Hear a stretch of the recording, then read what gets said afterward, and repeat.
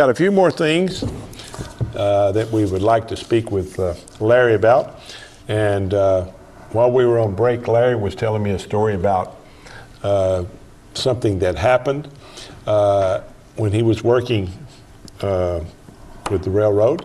And so we're going to have him enlighten you folks with that. Well, in the late 70s, when I was working with the railroad, we were working on a bridge in Tyner, Tennessee. It's the bridge you can see if you go on the Railroad Museum ride. It's just over to the right.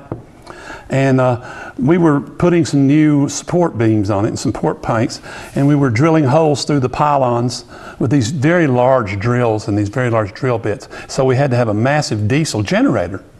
Well, the diesel generator was on the hill, and we were on scaffolding drilling the holes. And we got started drilling the holes, and then we hear something in the distance. It sounded like some kind of animal howling, go, oh, oh, oh, oh. And we couldn't figure out what it was. And then we would hear the generator nearly die, and then we would hear it crank back up again and go. And then we would go back to work, and about 10 seconds later, we'd hear the same sound. And about the third time we heard this sound, we started looking around. And I noticed that the other guys that were working on the other pylon were sitting on the scaffolding, and their drill was nowhere to be seen.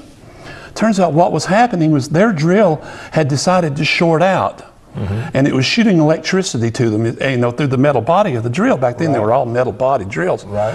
And the foreman couldn't understand why the motor wouldn't keep running. So every time the motor tried to die from it shorting out, he would rev it up to keep it running. Right. And then that's when we'd hear the noise. It turns out it had shorted out, and no one actually got hurt or anything, but everyone was really shocked. One of the gentlemen was an old friend of mine who'd, when he was a child, been in a car accident, had a metal plate in his head, so it affected him a lot more than it did the others.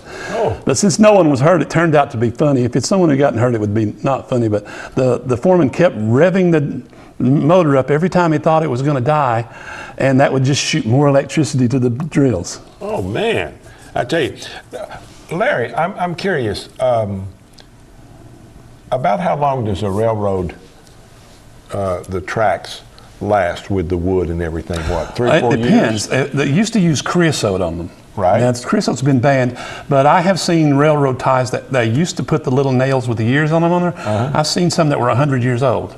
Usually now it's about 50 years with the kind they use now. So they don't use creosote anymore? No. Creosote was banned. It was actually carcinogenic and caustic. Wow. So what do they use now? I mean, they use a different preservative. I'm not sure exactly what they use. But I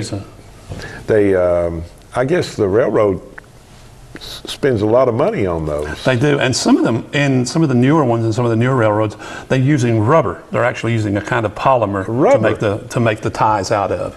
But looks like the rubber would give. Yeah, but the thing is, the rubber won't rot, and it will expand and contract without disturbing the rail. Wow. So there's quite a science to this. There's always been a science to it. Yes. And I've always been amazed at how the trains go down the track, and they may have a big curve, and the trains just curve around it. What? I'm sure that's some kind of physics, or that has a lot to do with physics. It has a lot to do with physics, but most of the trains are sitting on wheels that are really not attached to the train. The train is just on the wheels, and the wheels rotate. They can rotate as much as 360 degrees if they have to, really? But they will rotate to go around curves. Almost like we steer a car with. I mean, exactly like steering a car. Oh, that's very. And one thing that I've always thought was very interesting is the little cars with the people. Oh, they don't have those anymore. I've seen a couple of them in my early career, but now they just have these wheels on a pickup truck that come down on the rails and pick the wheels up, and they just roll down the road. Okay. A truck or a car. So what is the proper name for the little hand cars? That's what they used to call them. Hand cars, okay. Yeah, wow. So they well, like you said, with technology today, there's no need. There's no need for that. So, well, I tell you, now, you retired from the railroad. Yes, I did.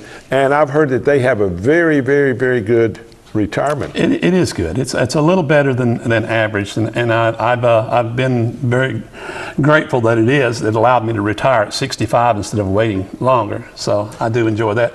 Also, I've been contributing to my 401k. This is something that Shaw allowed me to do from the beginning, right? Which adds to that, which allows me to do some of the things I want to do. What first inspired you to want to go to work for the railroad company? The pay. I mean, it was hard work, but the pay was good.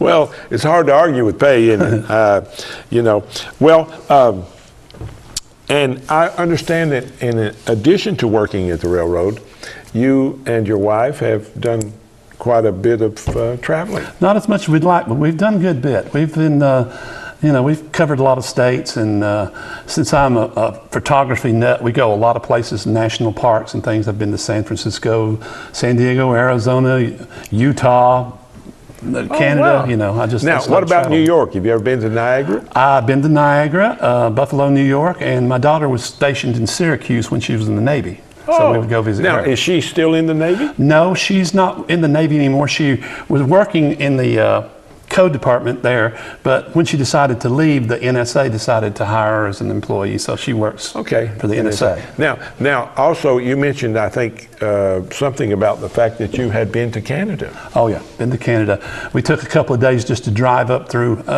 when we left Niagara, just to go north and drive up through some of the wine country. And beautiful? Beautiful country. Well, I tell you what, it's nice to, there's a great big world out there, and it's nice if people can, just get out and see it, because, and the other thing, there is some wonderful things right here, right close to Dalton, that you can see. Absolutely.